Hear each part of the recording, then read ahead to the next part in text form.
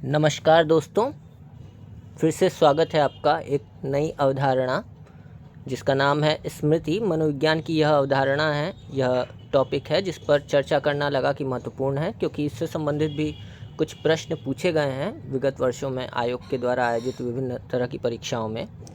और किस तरीके के प्रश्न पूछे गए हैं इस पर भी चर्चा की जाएगी और किस तरह से उदाहरण देकर के आपको समझाया जाएगा कि क्या किस तरह के प्रश्नों को जो है आयोग इसमें सम्मिलित करता है। तो आइए देखते हैं। स्मृति देखने में और समझने में इसमें विशेष तौर पे तो बहुत कुछ ज़्यादा नहीं है, लेकिन इसके कुछ एक छोटे छोटे बिंदु हैं ऐसे जो बहुत बार पूछ लिए जाते हैं, और क्योंकि इसे हम अवॉइड कर जाते हैं, बहुत बार इसे बहुत महत्व नहीं देते हैं, तो परीक्षा में आने पर इस तरह के प्रश्नों से कुछ गलती होने की संभावनाएं रहती हैं। तो उसे उन संभावनाओं को दूर किया जाए। और वीडियो देखने के बाद आप भी अपने सुझाव प्रेषित करते रहा कीजिए, कमेंट में भेजिएगा और बताइएगा कि इसमें और किस तरह के परिमार्जन किए जा सकते हैं। आप किन विषयों पर चाहते हैं कि वीडियो बनाया जाए, चर्चा की जाए। तो चलिए शुरू करते हैं। आइए, आज का जो महत्वपूर्ण बिंदु है, महत्वपूर्ण विषय है, वो है स्मृति, जिस पर हम चर्चा करेंगे। यह मनोविज्ञान से संदर्भित एक प्रकरण है। और जैसा कि बहुत बार टीजीटी में पिछले कुछ वर्षों में ऐसा होता है कि स्मृति आधारित बहुत सारे प्रश्न, स्मृति आधारित का मतलब ये है कि फैक्चुअल क्वेश्चंस बहुत ज़्यादा पूछे जाते हैं, तो बहुत बार परिभाषाएं पूछ ली जाती हैं। तो दो परिभाषाएं मुझे लगा कि महत्वपूर्ण हो सकती हैं स्मृति से संबंधित, उसको मैंने इसमें शामिल किया है। इसके इतर अगर आपको भी लगता है कि कुछ और परिभाषाएँ हैं तो आप उन्हें ऐड कर सकते हैं और हमें भी बता सकते हैं। तो चलिए शुरू करते हैं। वुडवर्थ ने जो बात सीखी जा चुकी है उसका स्मरण करना ही स्मृति कहलाता है, ऐसा वुडवर्थ का कथन था। उन्होंने कहा था कि जो पहले हमने सीखा हुआ है और अगर उसे हम स्मरण कर लें तो उसे ही हम क्या कह सकते हैं, उसे हम स्मृति कह सकते हैं। ये वुडवर्थ की परिभाषा है। एक सेकेंड। ये वुडवर्थ ने कहा था कि जो स्मृति की गई चीज़ है, जो पहले पढ़ी गई चीज़ें हैं, जो चीज़ें हमने सीखी हुई हैं, उसको स्मरण कर लेने मात्र से ही हम क्या हैं, वो हम उसे स्मृति कहते हैं, अगर हम उसे रिकॉल कर लेते हैं तो। ठीक है, देखिए स्मृति से संदर्भित दो चीज़ें होती हैं, एक रिकॉल, एक रिकॉग्नाइजेशन, पुनर्पहचान और प्रत्यास्मरण। ठीक है, तो ये इन चीज़ों को ध्यान रखिएगा।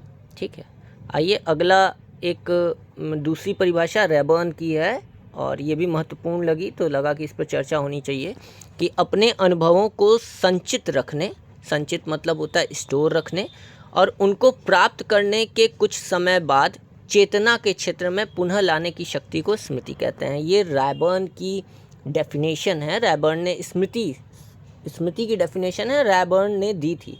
ठीक है, तो इसको ध्यान रखिएगा। बहुत बार क्वेश्चन दे देता है कि ये निम्नलिखित कथन किनका है, तो रैबर्न ने कहा था कि अपने अनुभवों को संचित का मतलब होता है स्टोर कर लेना, जैसे कंप्यूटर होता है स्टोरेज किया जाता है। ठीक है, और उनको प्राप्त करने के बाद जब हम इकट्ठा कर लेते हैं और उसको जब हम एकत्र रखते हैं, संचित रखते हैं, और कुछ समय बाद चेतना के क्षेत्र में पुनः लाने की शक्ति को स्मृति कहते हैं। चेतना का मतलब कि हम स्मृति में, हम उसे रिकॉल कर लेते हैं, अपने चेतन मस्तिष्क में ले आते हैं, तो उसे हम क्या बोलते हैं, स्मृति बोलते हैं। यह कथन रैबर्न का है।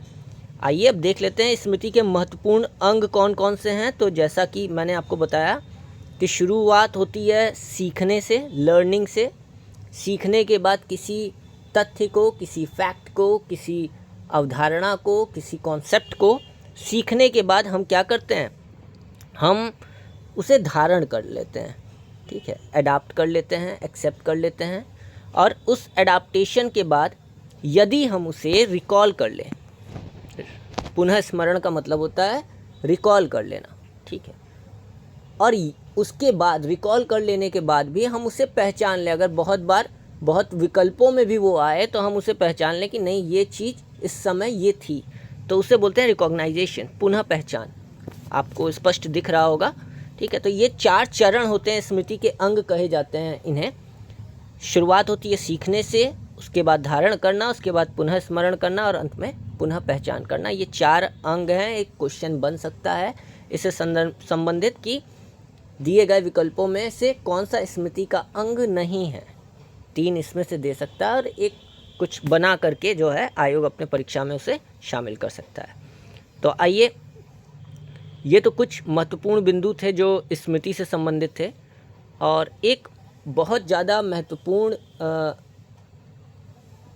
प्रकरण है स्मृति से संदर्भित, जिस पर लगा कि चर्चा होनी चाहिए और उसे देखिए बहुत बारीकी से समझना बहुत ज़रूरी है।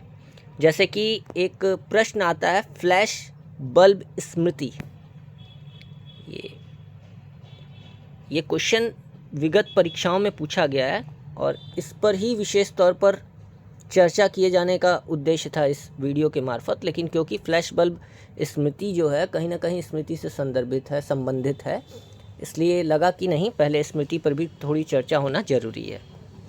तो आइए समझते हैं फ्लैश बल्ब स्मृति क्या होती है। ये क्वेश्चन पूछा गया है और इसमें बहुत सारी चीज़ों को शामिल किया गया है। तो इस कॉन्सेप्ट के से रिलेटेड प्रश्न से ज़्यादा इस कॉन्सेप्ट को समझना ज़्यादा ज़रूरी है कि ये एक्चुअल में होती क्या है।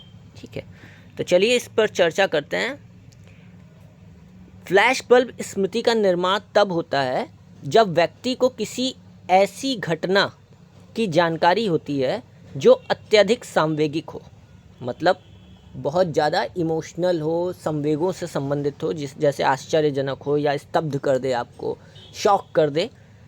ऐसी कोई घटना अगर घटित होती है तो वो कहीं ना कहीं हमारे फ्लैश बल्ब स्मृति से संबंधित हो जाती है। यह दीर्घकालिक होती है और आत्मचरित स्मृति होती है। अब आप बोलोगे कि आत्मचरित स्मृति क्या होती है? तो आत्मचरित स्मृति वह स्मृति होती है जिससे व्यक्ति का खुद का जुड़ाव होता है, जिससे व्यक्ति डायरेक्टली खुद रिलेट होता है। जैसे इसको ऑटोबायोग्राफिक मेमोरी भी कहते हैं इंग्लिश में। जैसे जिसका संबंध आपका, जैसे अगर आपसे संबंधित कोई घटना है तो वो आपके लिए क्या होगा? आत्मचरित स्मृति होगी। ठीक है, और दीर्घकालिक होती है। दीर्घकालिक का आशय ये है कि ये लॉन्ग टर्म के लिए भी होती है। क्यों? क्योंकि इसे आप भुला नहीं सकते। क्यों? क्योंकि ये आपसे संबंधित होती है। तो यह दीर्घकालिक होती है और आत्मचरित होती है, मतलब व्यक्ति के खुद के अनुभवों से जुड़ी हुई होती है। अब सांवेगिक होती है।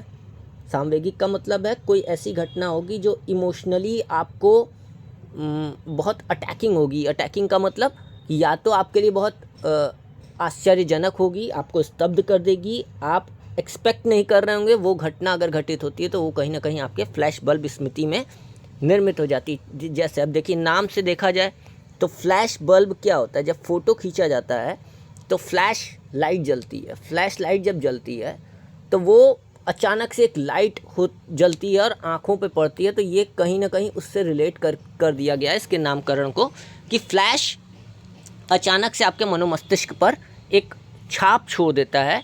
और वैसा ही कुछ फ्लैश बल्ब स्मृति के साथ भी होता है। आइए अब एक उदाहरण समझते हैं।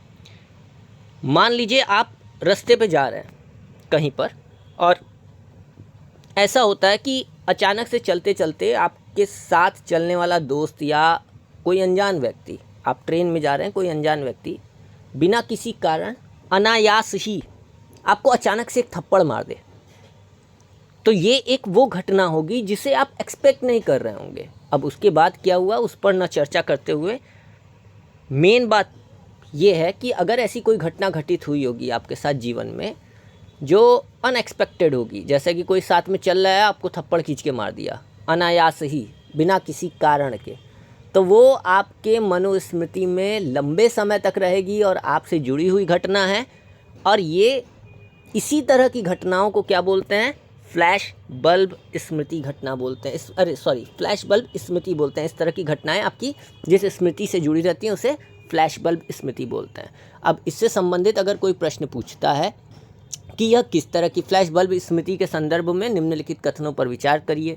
यह व्यक्ति से जुड़ी हुई घटनाओं पर आधारित होती है। यह आत्मचरित स्मृति होती है। यह आत्मचरित स्मृति का हिस्सा है। ये लॉन्ग टर्म होती है, दीर्घकालिक होती है, मतलब लंबे समय तक बनी रहती है।